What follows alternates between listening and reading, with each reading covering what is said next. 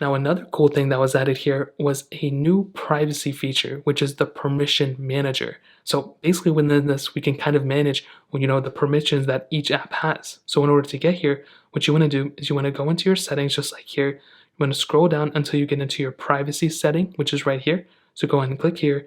You'll see a couple of different things, but at the very top, the very first thing is the permission manager. So what we can do now is we can go and click on permission manager, and you'll basically be able to see all these different types of permissions and what each specific app has the capability of using. So for body sensors, as you can see, I have 0 apps using 0 things. So basically that means, no apps are using my body sensors.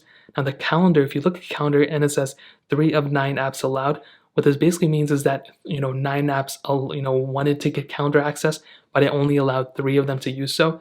And if you want to see which apps those are, you go ahead and click on it, and you'll basically be able to see which apps have access to each specific permission.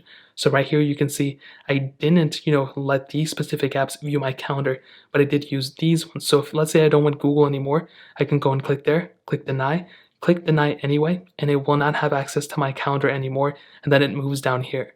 And you can go down each one of these. So I think the big ones probably most people are going to use are the cameras and the microphones and maybe the location and phone.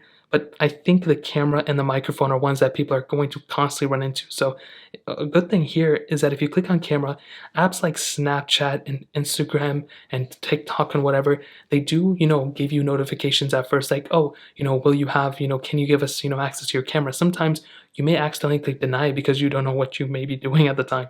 So you may come here and you may see like, oh, Twitter, I wanted to post tweets on or photos on Twitter and it wasn't working.